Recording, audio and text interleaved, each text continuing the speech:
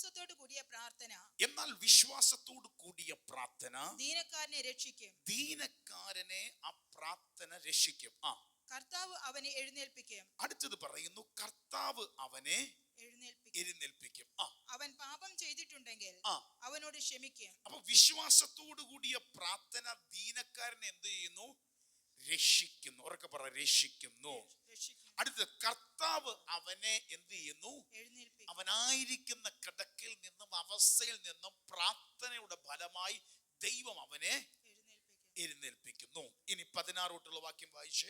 എന്നാൽ നിങ്ങൾക്ക് രോഗശാന്തി വരേണ്ടതിന് തമ്മിൽ പാപങ്ങളെ ഏറ്റുപറഞ്ഞ്, തമ്മിൽ ഒരു റിപ്പന്റോടെ പാപങ്ങൾ ഏറ്റുപറഞ്ഞ് ഒരുവന് വേണ്ടി ഒരുവൻ പ്രാർത്ഥിപ്പീൻ. തമ്മിൽ ഏറ്റുപറഞ്ഞ് ഒരുത്തൻ മറ്റൊരുത്തനു വേണ്ടി എന്ത് ചെയ്യാ? പ്രാർത്ഥിപ്പീൻ. നീതിമാന്റെ ശ്രദ്ധയോടുകൂടിയ പ്രാർത്ഥന വളരെ ഫലിക്കുന്നു. ഇവിടെ പറയുന്നു ആ പ്രാർത്ഥന വളരെ ഫലിക്കുന്നു. ഉറക്കെ പറ, വളരെ ഫലിക്കുന്നു. അപ്പൊ 15 നമ്മൾ വായിച്ചു, പ്രാർത്ഥന ചിലതിനെ രക്ഷിക്കും, പ്രാർത്ഥന ചിലതിനെ എഴുന്നേൽപ്പിക്കും. ഹല്ലേലൂയ. 16 പറയുന്നു ശ്രദ്ധയേറിയ പ്രാർത്ഥന എന്ത് ചെയ്യുന്നു? ഫലിക്കുന്നു. അതെന്ത് ചെയ്യുന്നു? ഫലവത്താകുന്നു, ഫലിക്കുന്നു. എന്നിട്ട് 17, 18 ഏലിയാവ് നമുക്ക് സമസ്വഭാവമുള്ള മനുഷ്യനായിരുന്നു. ഈ പുതിയ നിയമത്തിൽ പറയുമ്പോൾ പഴയ നിയമത്തിലെ ഒരു പ്രവാചകനെ, ഒരു മനുഷ്യനെ മുമ്പിൽ കൊണ്ടുവന്ന് യാക്കോബ് അപ്പോസ്തലൻ പറയുകയാണ്, ദേ നമ്മെ പോലൊരു മനുഷ്യനായിരുന്നു ഏലിയാവും. മഴ പെയ്യാതിരിക്കേണ്ടതിന് അവൻ പ്രാർത്ഥനയിൽ അപേക്ഷിച്ചു. ദേശത്ത് മഴ പെയ്യാതിരിക്കേണ്ടതിന് ഈ മനുഷ്യൻ പ്രാർത്ഥിച്ചു. 3 സംവത്സരവും 6 മാസവും ദേശത്ത് മഴ പെയ്തില്ല. ആ പ്രാർത്ഥനയുടെ ഫലമായി ഏകദേശം 3.5 വർഷത്തോളം ദേശത്ത് എന്തു പെയ്തില്ല? മഴ പെയ്തതേ ഇല്ല. എന്നാൽ 18 ശ്രദ്ധിച്ച്, ഇന്ന് നമ്മുടെ ഒരു പ്രത്യാശയുടെ വചനം. അവൻ വീണ്ടും പ്രാർത്ഥിച്ചപ്പോൾ, എന്നാൽ ഈ മനുഷ്യൻ വീണ്ടും പ്രാർത്ഥിച്ചപ്പോൾ ആകാശത്ത് നിന്നും മഴ പെയ്തു. ഇതുവരെ അടഞ്ഞു നിന്ന ആകാശത്ത് നിന്നും മഴ പെയ്തിറങ്ങാൻ തുടങ്ങി. ഭൂമിയിൽ ധാന്യം വിളഞ്ഞു. വെറും മഴ പെയ്തെന്നും മാത്രമല്ല, അടഞ്ഞത് തുറന്നെന്നും മാത്രമല്ല, ഭൂമിയിൽ ധാന്യങ്ങൾ വിളയത്തക്കവണ്ണം രീതിയിൽ അവിടെ ഒരു വൻമഴ ചൊരിയുവാൻ ഇടയായി തീർന്നു. ഹല്ലേലൂയ. യാക്കോബ് അപ്പോസ്തലൻ ഈ അധ്യായങ്ങൾ ഓരോ 1 മുതൽ 1, 2, 3, 4, 5 അധ്യായങ്ങൾ നമ്മൾ വായിക്കുമ്പോൾ ഇതിന്റെ അകത്തൊരു കാര്യം മനസ്സിലാക്കാം. യാക്കോബ് അപ്പോസ്തലൻ നമ്മളോട് പറയുന്ന ഒരു കാര്യം, ഭക്തിപൂർണമായ ജീവിതത്തിന്, ജയകരമായ ജീവിതത്തിന് നമ്മുടെ ജീവിതത്തിൽ എന്തു വേണമെന്ന് ഈ പുസ്തകം വായിക്കുമ്പോൾ നമുക്ക് കാണാൻ സാധിക്കും. ഇതിന്റെ പ്രധാനപ്പെട്ടൊരു കാര്യം 2 കാര്യത്തെയാണ്. ഒന്ന്, നമ്മുടെ ജീവിതത്തിൽ വിശ്വാസത്തോടു കൂടിയ പ്രാർത്ഥന ഉണ്ടെങ്കിൽ അത് നമ്മുടെ ജീവിതം അനുഗ്രഹിക്കപ്പെട്ടിരിക്കും. അതെല്ലാം കൂടെ പറഞ്ഞ് 5-ാം അധ്യായത്തിൽ വരുമ്പോഴാണ് നമ്മൾ വായിച്ച താരോട്ട് 15 തൊട്ട് വായിക്കുമ്പോൾ, ഹല്ലേലൂയ, വിശ്വാസത്തോടെ മാനസാന്തരത്തോടെ നീതിയോടെ ഒരുത്തൻ പ്രാർത്ഥിച്ചാൽ അവന്റെ ജീവിതം രക്ഷപ്പെടും. അവൻ എഴുന്നേൽക്കും. അവന്റെ മുമ്പിൽ ഫലം ഉണ്ടാകും. ഹല്ലേലൂയ. അവനെതിരെ വരുന്നത് ഫലിക്കത്തില്ല. അവൻ പ്രാർത്ഥിക്കുന്ന പ്രാർത്ഥന ഫലിക്കും. അപ്പം വിശ്വാസത്തോടെ മാനസാന്തരത്തോടെ ഹൃദയങ്ങളെ ഏൽപ്പിച്ചു കൊടുത്ത് ഒരു മനുഷ്യൻ പ്രാർത്ഥിച്ചാൽ അവന്റെ ജീവിതം മാറുമെന്നാണ് യാക്കോബ് അപ്പോസ്തലൻ പറയുന്നത്. 1 തൊട്ട് പറയുന്നുണ്ട്, 1-ാം അധ്യായത്തിൽ പറയുന്നത്, നിങ്ങൾക്ക് കുറവുണ്ടെങ്കിൽ പിറുപിറുക്കാതെ അതും ഇതും പറയാതെ എല്ലാവർക്കും ഔദാര്യമായി കൊടുക്കുന്ന സ്വർഗത്തിലെ പിതാവിനോട് ചോദിക്കട്ടെ. എന്നിട്ട് ഒരു കാര്യം കൂടെ പറയുന്നുണ്ട്, ആ അധ്യായത്തിൽ തന്നെ പറയുന്നുണ്ട്, അവന് ഗതിഭേദത്താൽ ആച്ഛാദനമില്ല. കാലങ്ങൾ മാറിയാലും സൂര്യൻ മാറിയാലും ചന്ദ്രൻ വന്നാലും വെയിലോ മഴയോ എന്തോ ആയിക്കോട്ടെ, വർഷങ്ങൾ 2026 കയറി, ഇനി കുറച്ചു നാൾ കഴിഞ്ഞ് 2027 ആയിക്കോട്ടെ, ഒരു കാര്യം, ഈ ദൈവത്തിന് മാറ്റമില്ല. ഹല്ലേലൂയ. പ്രാർത്ഥിക്കാൻ തന്റെ ജനത്തോട് പറഞ്ഞിട്ടുണ്ടെങ്കിൽ, നന്മകളെ തരുമെന്ന് ദൈവം പറഞ്ഞിട്ടുണ്ടെങ്കിൽ ആ ദൈവത്തിന് മാറ്റമില്ല. എന്നിട്ട് അങ്ങനാണ് ഈ നമ്മൾ വായിച്ച വചനത്തിലേക്ക് വരുമ്പോൾ അപ്പോസ്തലൻ പറയുന്നത്, അതിന്റെ 5-ാം അധ്യായത്തിന്റെ 7 മുതലുള്ള വാക്യങ്ങൾ നമ്മളൊന്ന് ശ്രദ്ധിക്കാൻ പോകുക. ഹല്ലേലൂയ. 5-ാം അധ്യായത്തിന്റെ 7 മുതലുള്ള വാക്യങ്ങൾ വേഗത്തിലൊന്ന് വായിച്ച്. എന്നാൽ സഹോദരന്മാരെ, കർത്താവിന്റെ പ്രത്യക്ഷത വരെ ദീർഘക്ഷമയോടിരിപ്പീൻ. കൃഷിക്കാരൻ ഭൂമിയുടെ വിലയേറിയ ഫലത്തിനു കാത്തുകൊണ്ട് മുൻമഴയും പിന്മഴയും അതിന് കിട്ടുവോളം ദീർഘക്ഷമയോടെ ഇരിക്കുന്നുവല്ലോ. ദീർഘക്ഷമയോടെ ദൈവസന്നിധിയിൽ കാത്തിരിപ്പിൻ. ഇനി 11 തൊട്ട് വായിച്ച്. 11 തൊട്ട്. സഹിഷ്ണുത കാണിച്ചവരെ നാം ഭാഗ്യവാന്മാർ എന്ന് പുകഴ്ത്തുന്നു. യോബിന്റെ സഹിഷ്ണുത നിങ്ങൾ കേട്ടും. യോബിന്റെ സഹിഷ്ണുത നിങ്ങൾ കേട്ടും കർത്താവ് വരുത്തി അവസാനം കണ്ടുമിരിക്കുന്നു. കർത്താവ് മഹാകരുണയും മനസ്സിലുമുള്ളവനല്ലോ. അവിടെ പറയുന്നു, പഴയ നിയമത്തിൽ നിന്ന് ഒരാളെ ആദ്യം കാണിക്കുകയാണ്. ആരെ പേരെന്താണ്? യോബ്. യോബിന്റെ ജീവിതത്തിൽ വന്നതെല്ലാം നിങ്ങൾക്ക് അറിയത്തില്ലേ? എന്താ വന്നത്? എല്ലാം നഷ്ടപ്പെട്ട ഒരു മനുഷ്യൻ. ഹല്ലേലൂയ. പക്ഷേ ആ യോബിന്റെ പുസ്തകം അവസാനിക്കുന്നത് എങ്ങനാന്നറിയാമോ? ഈ മനുഷ്യൻ ദൈവനിയോഗ പ്രകാരം പ്രാർത്ഥിക്കാൻ തുടങ്ങിയപ്പോൾ അവന് നഷ്ടപ്പെട്ടത് മുഴുവൻ മടക്കി ദൈവം കൊടുത്തു, ഇടയാക്കി. അപ്പൊ സഹിഷ്ണുതയോടെ കാത്തിരിക്കുന്നവൻ ഇന്ന് നിന്റെ മുമ്പിൽ എല്ലാം അടഞ്ഞാലും, ഇന്ന് നിനക്ക് അനുകൂലമായി നിൽക്കേണ്ടതെല്ലാം നിനക്കെതിരെ സംസാരിച്ചാലും, നിന്റെ കൺമുമ്പിൽ നിന്ന് എല്ലാം മാറിപ്പോയാലും, സഹിഷ്ണുതയോടെ കാത്തിരിക്കുന്ന നിനക്ക് സകലതും തിരിച്ചു പിടിക്കുന്ന ഒരു ടൈം ദൈവം വച്ചിട്ടുണ്ട്. ഇവിടെ ഇരിക്കുന്ന സകലരെ തൊട്ട് ഞാൻ ഇന്ന് പകലൊരു ദൂത് പറയാം. കഴിഞ്ഞ നാളിൽ നിന്റെ മുമ്പിൽ നിന്ന് ചിലത് നഷ്ടപ്പെട്ടോ, കഴിഞ്ഞ നാളിൽ നിന്റെ മുമ്പിൽ സകലതും ഇല്ലാതായോ, കഴിഞ്ഞ നാളിൽ നിന്റെ മുമ്പിൽ പലരും നിന്നെ കുറ്റപ്പെടുത്തിയോ, ഇന്ന് നിന്നോടൊരു പരിശുദ്ധ ദൂത് പറയുന്നു. സഹിഷ്ണുതയോടെ ദൈവസന്നിധിയിൽ പ്രാർത്ഥനയോടെ വിശ്വാസത്തോടെ കാത്തിരിക്കാൻ തയ്യാറായാൽ യോബിന്റെ ദൈവം ഇന്നും ജീവിക്കുന്നു.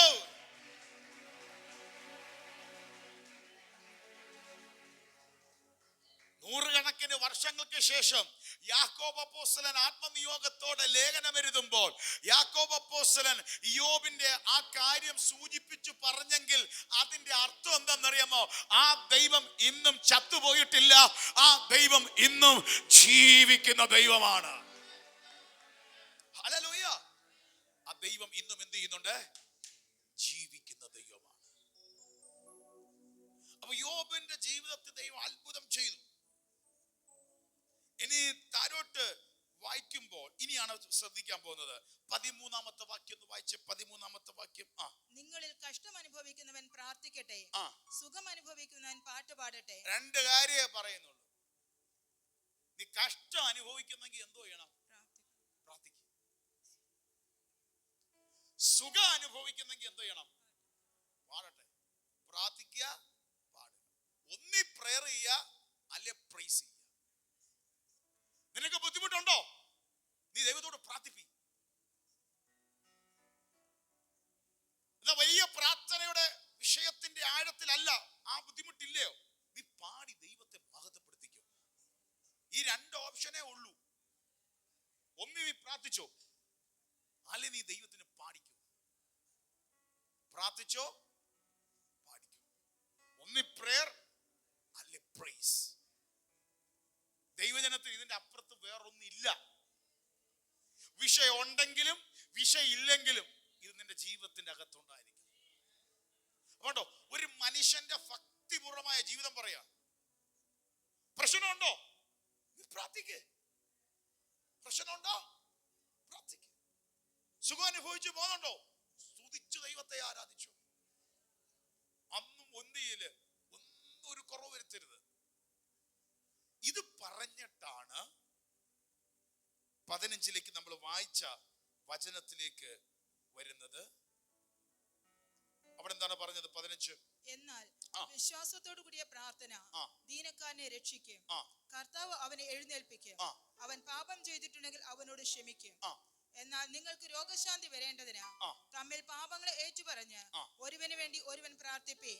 നീതിമാന്റെ ശ്രദ്ധയോടുകൂടിയ പ്രാർത്ഥന വളരെ ഫലിക്കുന്നു. ശ്രദ്ധയോടെ പ്രാർത്ഥിച്ചാൽ ആ പ്രാർത്ഥന വളരെ എന്ത് ചെയ്യുന്നു? ഫലിക്കുന്നു.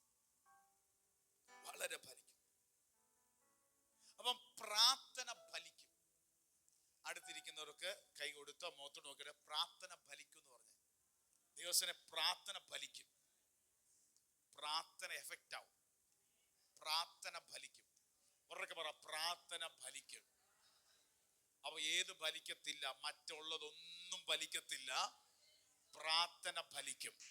മറ്റതൊക്കെ ജീവിതത്തിൽ ഫലിച്ചെന്ന് തോന്നിയാലും അതിനെ തിരുത്തി മാറ്റാൻ പ്രാർത്ഥനയ്ക്ക് ശക്തിയുണ്ട്. പ്രാർത്ഥന ഫലിക്കും, പ്രാർത്ഥന ഫലിക്കും. അയ്യോ, എന്റെ ജീവിതത്തിൽ എന്തൊക്കെ ഞാൻ പറയുന്നു, പ്രാർത്ഥനയെ ഫലിക്കത്തുള്ളൂ. നിനക്ക് വിരോധമായി ഉണ്ടാക്കുന്ന യാതൊരു ആയുധവും ഫലിക്കത്തില്ല. പകരം എന്ത് ഫലിക്കും? പ്രാർത്ഥന ഫലിക്കും. നീ വിശ്വാസത്തോടെ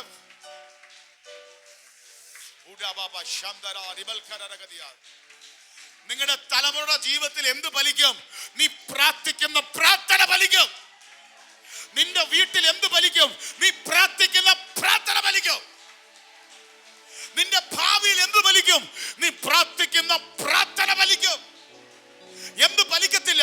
നിന്റെ കുടുംബത്തിന് മീതെ, നിന്റെ തലമുറയ്ക്ക് മീതെ, നിന്റെ ഭാവിക്ക് മീതെ ശത്രു ഉരുക്കൂട്ടുന്ന ശത്രുവിന്റെ യാതൊരു ആയുധങ്ങളും, യാതൊരു എതിർ പ്രാർത്ഥനകളും ഫലിക്കത്തില്ല.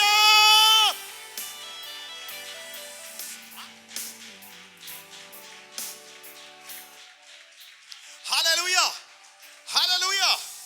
ഇന്ന് പകൽ അകത്ത് ആവേശത്തോടെ വിശ്വസിക്കുക, പ്രാർത്ഥന ഫലിക്കും.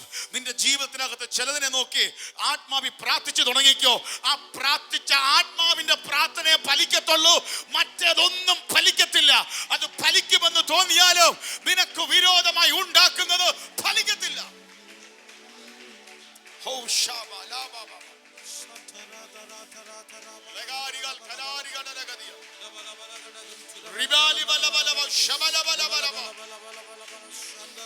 ഇന്ന് പകൽ അല്പം മിനിറ്റുകളൊന്ന് ആരാധിച്ചു. പ്രാർത്ഥന ഫലിക്കട്ടെ. ശത്രുവിൻ്റെത് ഫലിക്കത്തില്ല. നീ പ്രാർത്ഥിക്കുന്ന പ്രാർത്ഥന നിന്റെ വീട്ടിൽ ഫലിക്കട്ടെ, നിന്റെ തലമുറയിൽ ഭാവിയിൽ ഫലിക്കട്ടെ. യേശുക്രിസ്തുവിന്റെ നാമത്തിൽ, യേശുക്രിസ്തുവിൻ നാമത്തിൽ.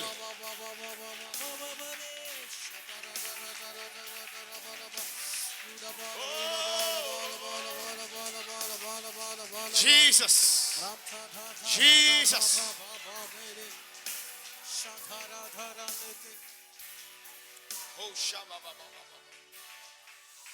ഇന്ന് ദൈവസന്നിധിയിൽ ഇരിക്കുമ്പോ ഈ സത്യത്തെ തിരിച്ചറിയണം. പ്രാർത്ഥന ഫലിക്കും, പ്രാർത്ഥന ഫലിക്കും. വീണ്ടും പറയുന്നു, പ്രാർത്ഥന ഫലിക്കും.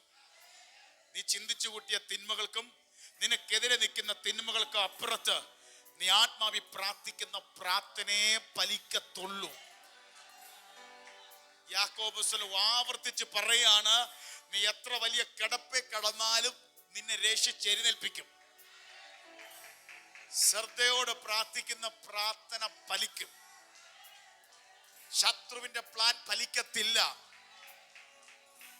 പെരുന്നാള് കഴിഞ്ഞിട്ട് പത്രോസിനെ കൊല്ലാനായി ഹെരോദ രാജാവ് തടവറയ്ക്കകത്താക്കിയ പത്രോസ് ഒരു സ്ഥലത്ത് കിടക്കുമ്പോൾ ഇതറിഞ്ഞ സഭ വേദനയോടെ ഇപ്പുറത്ത് പത്രോസിന് വേണ്ടി ശ്രദ്ധയോടെ പ്രാർത്ഥിച്ചപ്പോൾ ശത്രുവിന്റെ പ്ലാൻ അല്ല ഫലിച്ചത്, പകരം ദൈവത്തിന്റെ പ്രാർത്ഥനയുടെ നിയോഗം ഫലിച്ചു. 2026 എന്തുവാ സംഭവിക്കുന്നത്? പ്രാർത്ഥന ഫലിക്കാൻ പോവുകയാണ്.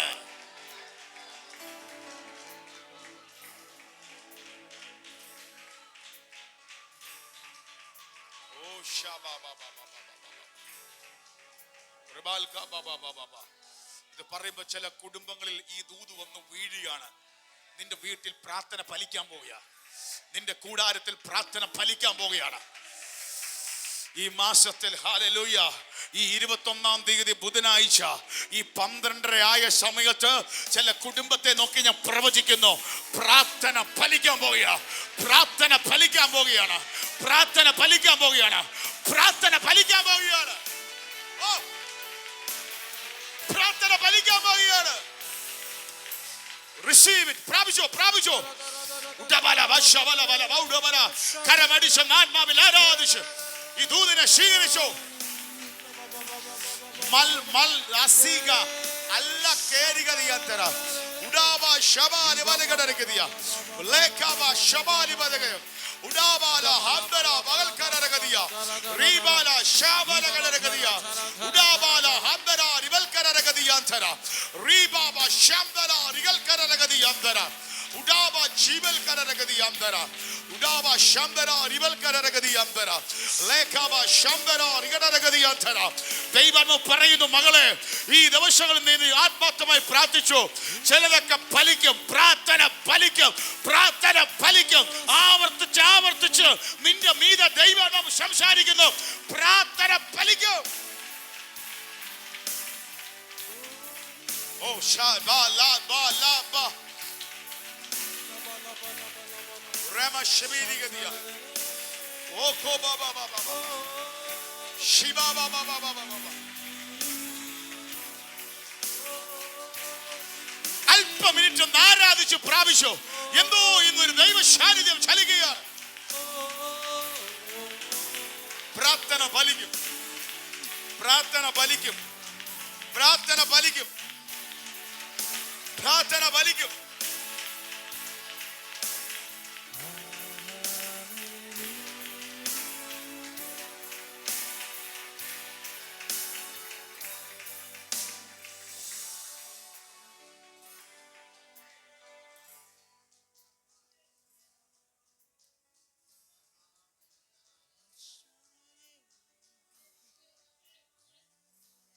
ഇന്ന് കുടുംബങ്ങളിൽ ഭയങ്കര വിടുതൽ നടക്കും കേട്ടോ.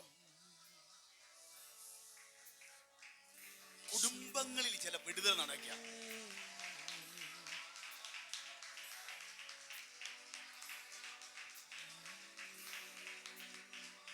കുടുംബങ്ങളിൽ ചില വിടുതൽ നടക്കുക. കുടുംബങ്ങളിൽ ചില വിടുതൽ നടക്കുക.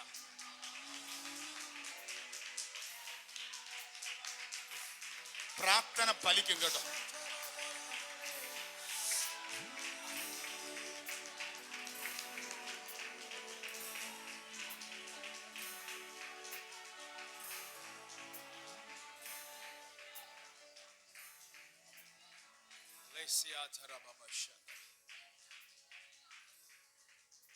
പ്രാർത്ഥന ഫലിക്കും.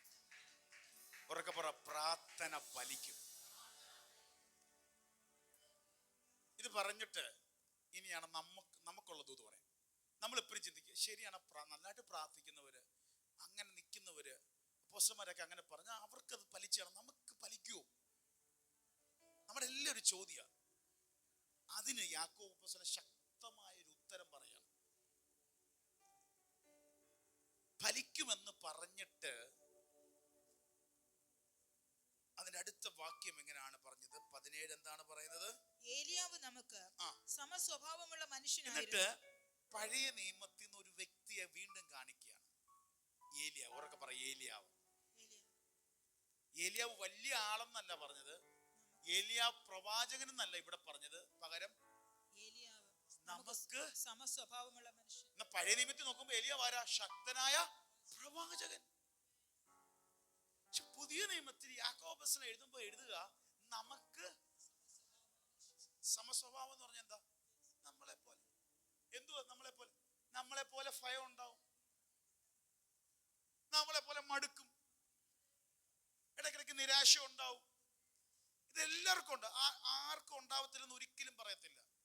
നമ്മുടെ ജീവിതത്തിൽ മുമ്പിൽ നിൽക്കുമ്പോൾ നാളെ ചില കാണുമ്പോൾ ദൈവമേ ഇതൊക്കെ എൻ്റെ ജീവിതത്തിൽ നടക്കുമോ? നമുക്കുണ്ടാവും. നമുക്ക് ഭയം ഉണ്ടാവും, നിരാശ ഉണ്ടാവും, ഉറപ്പായിട്ടുണ്ടാവും. നിരാശ ഉണ്ടാവും, മടുപ്പുണ്ടാവും, നിരാശ ഉണ്ടാവും. അതില്ലെന്ന് ഒരിക്കലും പറയുന്നില്ല. അതുകൊണ്ടാണ് യാക്കോബ് പറഞ്ഞത്, ഇതുപോലൊരു മനുഷ്യനുണ്ടായിരുന്നു. ഭയം വന്ന, നിരാശ വന്ന, പെട്ടെന്ന് പേടിക്കുന്ന ഒരു മനുഷ്യൻ. ആരാ? ഏലിയാവ്. ഏലിയാവ് ഈ യാക്കോബ് അപ്പോസ്തലൻ ലേഖനം പുതുനിയമ സഭയിലെ അവര് കേട്ടിട്ടുള്ളത്, അവര് വായിച്ചിട്ടുള്ളത്, അവര് പഴയ നിയമത്തിന്റെ ചുരുളിൽ നിന്നൊക്കെ അറിഞ്ഞിട്ടുള്ളത്, ഏലിയാവ് വലിയ ആളാ, തീർക്കി വലിയ ആളാ, രാജാവിനോട് ദൂത് പറഞ്ഞ വലിയ പ്രവാചകനാ, ഭയങ്കര ശക്തിയുള്ള ആളാ ദൈവത്തിന്റെ എന്നാണ് നല്ലൊരു ശതമാനം വിശ്വാസികൾ കേട്ടുവെച്ചിരിക്കുന്നത്. അവരോടാണ് യാക്കോബ് അപ്പോസ്തലൻ പറയുന്നത്, നിങ്ങൾ കേട്ടിട്ടില്ലേ ഏലിയാവ്? അത് നമുക്ക് സമസ്വഭാവമുള്ള മനുഷ്യനാ. നമുക്കറിയാം, ഒന്ന് ചിലപ്പോ നമ്മളെ കാളെന്ന് പറയാം വിഷയം. പുള്ളിയും പറഞ്ഞ് എനിക്ക് ജീവിക്കേണ്ട കർത്താവ് എന്ന് പറഞ്ഞു പോയി. ആണോ? പുള്ളിയും പറഞ്ഞ് 1 രാജാക്കന്മാർ 19 കിടപ്പുണ്ട്. അവൻ ഭയപ്പെട്ട് ഓടി, നിൽക്കുന്നിടത്തുനിന്ന് ഓടി. അവിടെ വേണ്ട, മടുത്തു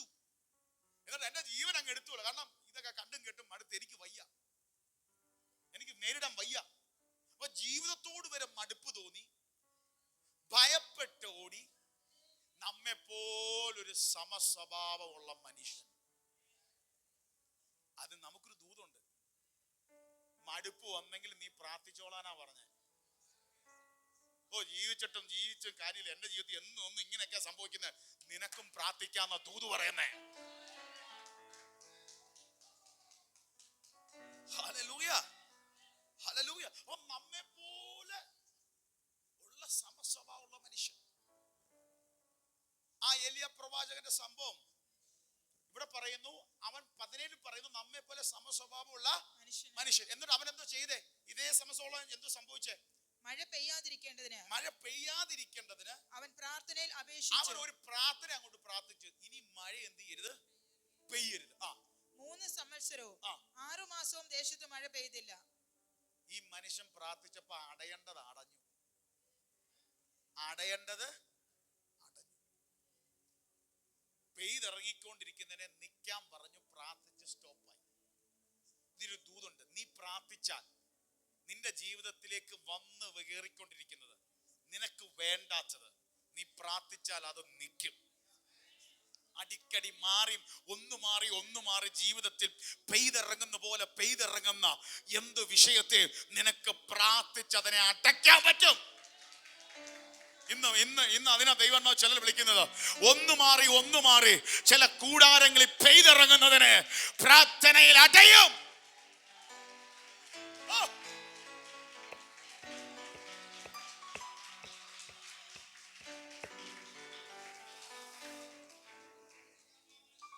രാജാക്കന്മാർ 17:1 എടുത്തേ. 1 രാജാക്കന്മാരുടെ പുസ്തകം 17-ാം അധ്യായം 1-ാം വാക്യം. 1 രാജാക്കന്മാർ 17:1. എന്നാൽ ഗിലെയാദിലെ തിസ്ബയിൽ നിന്നുള്ള തിശ്ബ്യനായ ഏലിയാവ് എന്ന് പറയുന്ന മനുഷ്യൻ, ഏലിയാവ് ആഹാബിനോട്, ആ മനുഷ്യൻ ആഹാബ് എന്ന് പറയുന്ന രാജാവിനോട്, ഞാൻ സേവിച്ചു നിൽക്കുന്ന ഇസ്രായേലിന്റെ ദൈവമായ യഹോവയാണ് ഞാൻ പറഞ്ഞതല്ലാതെ ഈ ആണ്ടുകളിൽ മഞ്ഞും മഴയും ഉണ്ടാകുകയില്ല എന്ന് പറഞ്ഞു. രാജകൊട്ടാരത്തിൽ ചെന്നിട്ട് പറഞ്ഞു, ഞാൻ പറഞ്ഞിട്ടല്ലാതെ മഞ്ഞും മഴയും. ഇവന് കുറച്ച് ബാലിന്റെ പ്രവാചകന്മാരും അസേയുടെ പ്രതിഷ്ഠയൊക്കെ ആയിട്ട് ഒരു വലിയ സെറ്റപ്പായിട്ട് പല എതിർപ്രാർത്ഥന നടത്തിക്കൊണ്ടിരിക്കുക. അവരെ സേവിച്ചത് കൊണ്ടാണ് എൻ്റെ രാജ്യത്ത് മഞ്ഞും മഴയും പെയ്യുന്നത്, ഇവിടെ നല്ല കൃഷി ഉണ്ടാകുന്നെന്നും പറഞ്ഞ് നിൽക്കുക. ആരൊക്കെ എതിർത്താലും ഞാൻ അർപ്പിക്കുന്ന ബലികൾ കൊണ്ട് ഈ ദേശത്ത് മഴ പെയ്യുമെന്ന് പറഞ്ഞ അഹങ്കാരത്തോടെ വാണവനോട് പറയാ, നീ എത്ര പറഞ്ഞാലും നിന്റെ കൂടുള്ള കള്ളപ്രവാചകന്മാർ എത്രയൊക്കെ പ്രവചിച്ച് എന്തൊക്കെ കാര്യങ്ങളും ക്രിയകളും ചെയ്താലും ഞാൻ പറഞ്ഞിട്ടല്ലാതെ ദേശത്ത് മഞ്ഞും മഴയും പെയ്യത്തില്ല.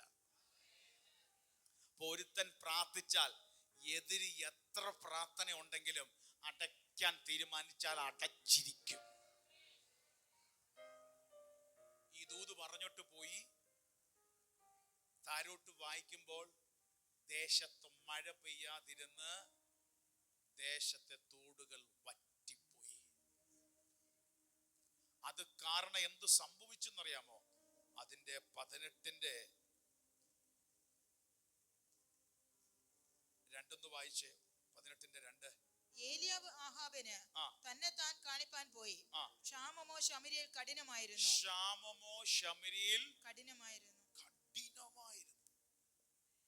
ക്ഷാമോ എന്നല്ല പറഞ്ഞേ, കഠിന ക്ഷാമം. നിങ്ങൾ ആലോചിച്ച് നോക്ക്, മഴ പെയ്യാതിരുന്ന അവസ്ഥ ആലോചിച്ചു. എത്ര വർഷമാ? 3.5 വർഷം. ഒരുത്തൻ അങ്ങ് പ്രാർത്ഥിച്ചു, അങ്ങ് അടഞ്ഞു. 3.5 വർഷമില്ലാതെ കഠിന ക്ഷാമമായി. അപ്പം നമ്മെ പോലെ സമസ്വഭാവമുള്ള മനുഷ്യൻ, മനസ്സിന് വേവറുണ്ടാകുന്ന ബുദ്ധിമുട്ടുണ്ടാകുന്ന മനുഷ്യൻ, പക്ഷെ അവൻ ദൈവസന്നിധിയിൽ പ്രാർത്ഥിച്ചപ്പോൾ എന്ത് ചെയ്തു? അടയേണ്ടത് അടഞ്ഞു. പിന്നീട് ഈ 18-ന്റെ 1 തൊട്ട് വായിക്കുമ്പോൾ വീണ്ടും ദൈവം പറയുന്നുണ്ട്, ഇനി ഞാൻ എന്ത് ചെയ്യാൻ പോവാ? 18-ന്റെ 1 വായിച്ചേ. ഏറിയ നാൾ കഴിഞ്ഞിട്ട് 3-ാം സംവത്സരത്തിൽ ഏലിയാവിന് യഹോവയുടെ അരുളപ്പാടുണ്ടായി, നീ ചെന്ന് ആഹാബിന് നിന്നെ തന്നെ കാണിക്ക, ഞാൻ ഭൂതലത്തിൽ മഴ പെയ്യാൻ പോകുന്നു എന്ന് പറഞ്ഞു. അതാ നമ്മള് യാക്കോബ് 5:18 നമ്മൾ വായിച്ചത്. അവൻ വീണ്ടും പ്രാർത്ഥിച്ചു. 17 ഒരു പ്രാർത്ഥന പ്രാർത്ഥിച്ചു, എല്ലാം അടഞ്ഞു, ദേശം ക്ഷാമം, 3.5 വർഷം മഴ പെയ്തില്ല. 18-ാം അധ്യായത്തിൽ നമുക്ക് കാണാം, ആ വാക്ക് തന്നെയാണ് യാക്കോബ് 5:18 നമുക്ക് കാണാൻ പറ്റും. പ്രാർത്ഥിച്ചപ്പോൾ വീണ്ടും അവൻ എന്ത് ചെയ്തു? പ്രാർത്ഥിക്കാൻ തുടങ്ങി. ഇനി ശ്രദ്ധിച്ചു, വീണ്ടും പ്രാർത്ഥിക്കാൻ തുടങ്ങിയപ്പോൾ സംഭവിച്ചത് നേരത്തെ പോലത്തെ സംഭവം അല്ല ഇപ്പോൾ സംഭവിക്കുന്നത്. അടച്ചിട്ട് തുറക്കാൻ വേണ്ടി പ്രാർത്ഥിക്കുക. ചില അടഞ്ഞിരിക്കുന്നത് തുറക്കാൻ ചിലപ്പോ ഒറ്റ നിമിഷം കൊണ്ടോ ചില കാര്യം കൊണ്ട് ദൈവം ചെയ്യും. എന്ന ചില വിഷയത്തിന്റെ അകത്ത് അല്പം കാത്തിരുന്ന് പ്രാർത്ഥിക്കേണ്ട ആവശ്യമുണ്ട്.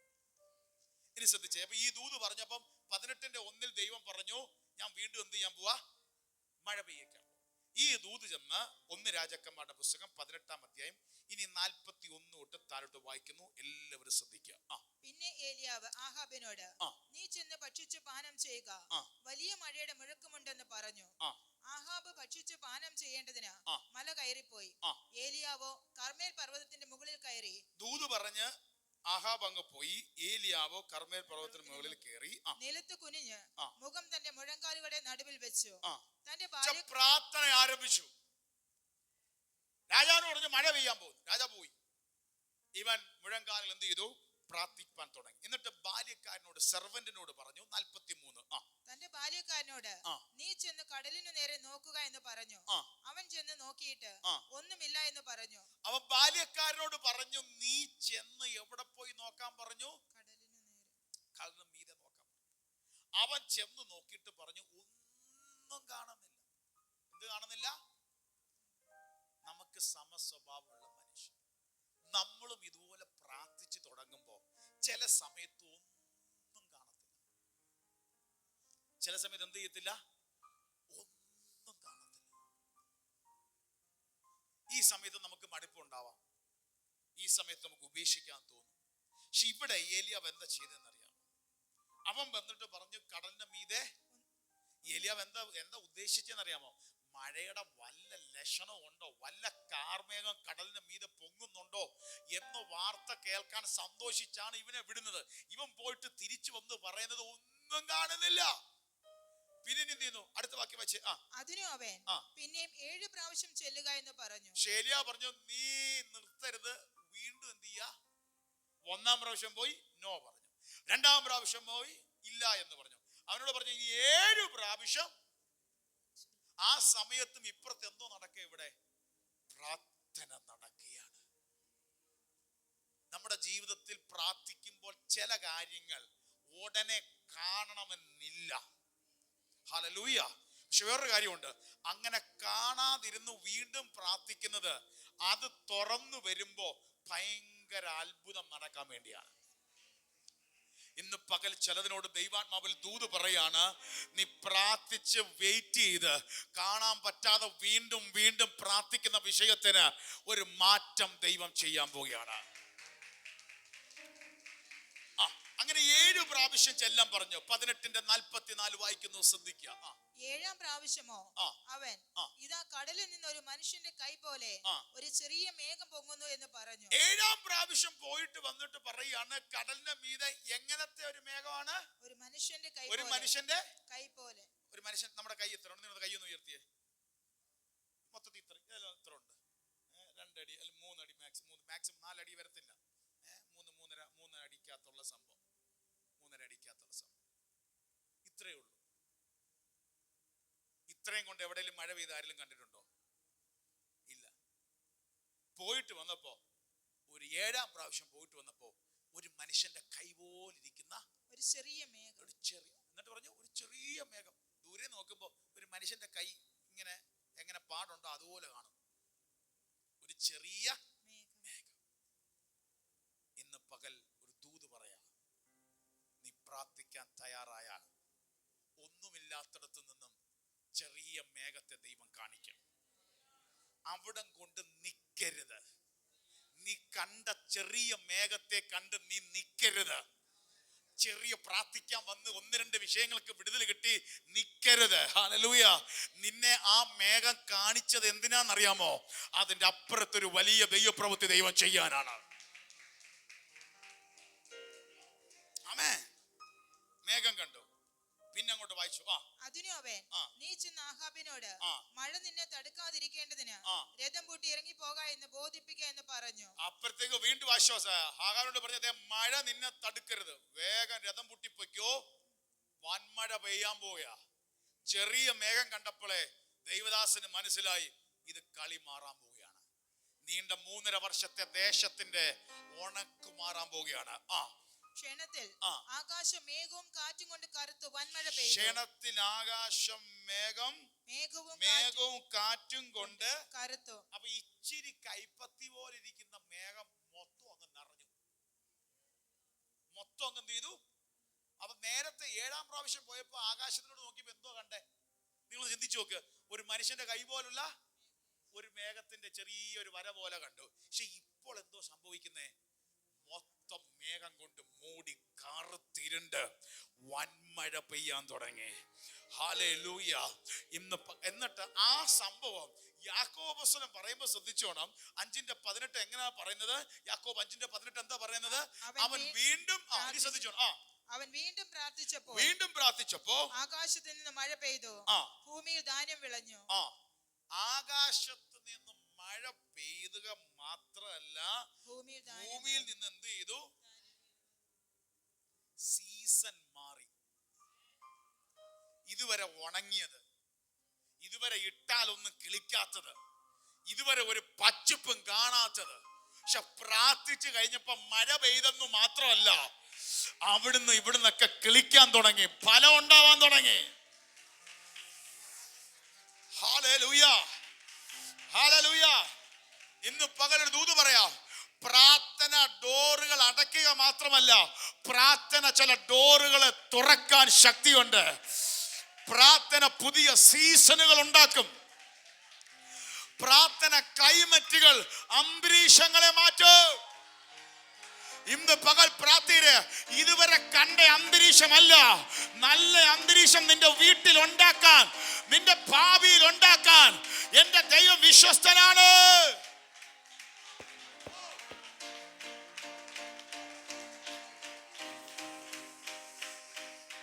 പ്രാർത്ഥന സീസൺ ചേഞ്ച് ചെയ്യും. ഞാൻ ഈ ദൂത് പറയാൻ പോകുക. പ്രാർത്ഥന സീസൺ ചേഞ്ച് ചെയ്യും. എന്തോ സീസൺ ചെയ്യും? കഴിഞ്ഞ 3.5 വർഷം എങ്ങും വിതയില്ല, എങ്ങും കൊയ്ത്തില്ല, എങ്ങും വെള്ളമില്ല. പക്ഷെ പ്രാർത്ഥിച്ചു കഴിഞ്ഞപ്പോ ഇപ്പോൾ എല്ലായിടത്തും വിതയ്ക്കാൻ തുടങ്ങി, എല്ലായിടത്തും ധാന്യങ്ങൾ വിളയാൻ തുടങ്ങി. Season change.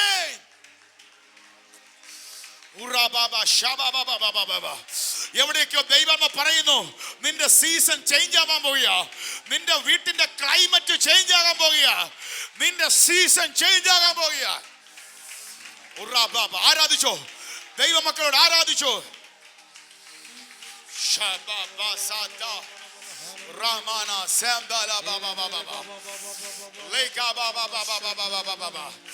ഇവിടെ വന്നിരിക്കുന്ന ഓരോരുത്തരെ നോക്കി ഞാൻ പ്രവചിക്കുകയാണ്.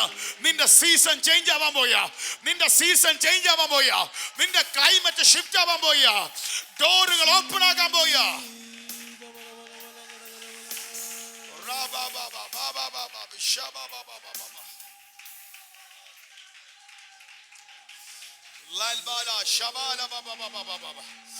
മഴ പെയ്ത് ഫലമുള്ളതാക്കി മാറ്റി, മഴ പെയ്ത് അതിനെ ഫലമുള്ളതാക്കി മാറ്റി.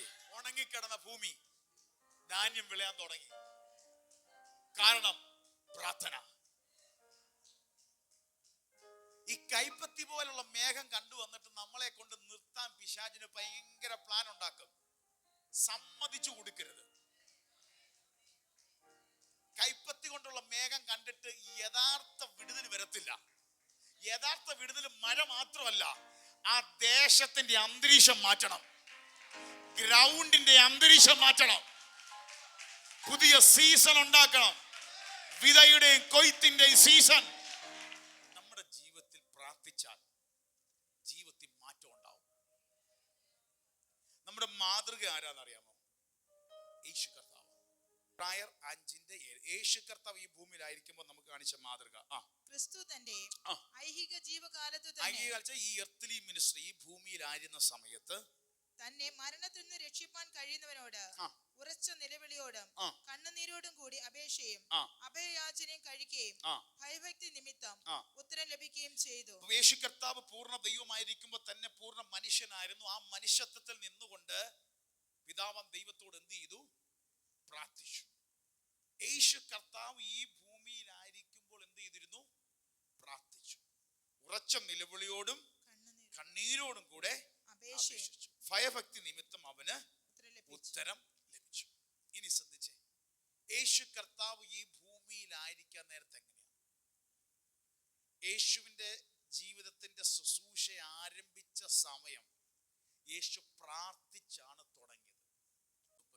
35. അതികാലത്ത് ഇരുട്ടോടെ അവൻ എഴുന്നേറ്റ് പുറപ്പെട്ട് ഒരു നിർജ്ജന സ്ഥലത്ത് ചെന്ന് പ്രാർത്ഥിച്ചു. അപ്പൊ യേശുവിന്റെ ജീവിത ശൈലി പ്രാർത്ഥിച്ചു തുടങ്ങി. പിന്നെ എന്നും എന്തുണ്ടായിരുന്നു?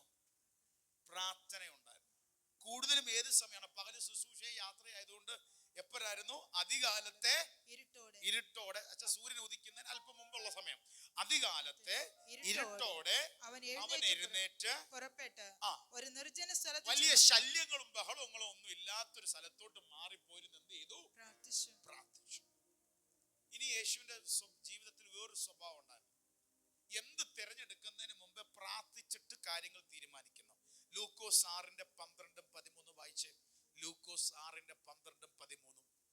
ലൂക്കോസിന്റെ ഈ വാക്കുകളെല്ലാം ശ്രദ്ധിക്കണേ. ലൂക്കോസ് 6:12-13. ആ കാലത്ത് അവൻ പ്രാർത്ഥിക്കേണ്ടതിന് ഒരു മലയിൽ ചെന്ന് യേശു കർത്താവ് ഒരു മലയിൽ ചെന്നു. ദൈവത്തോടുള്ള പ്രാർത്ഥനയിൽ രാത്രി കഴിച്ചു. ഇവിടെ ഈ പ്രാർത്ഥന എങ്ങനായിരുന്നു? രാത്രി മുഴുവൻ. നേരത്തെ നമ്മൾ എങ്ങനെ വായിച്ചു കേട്ടത്?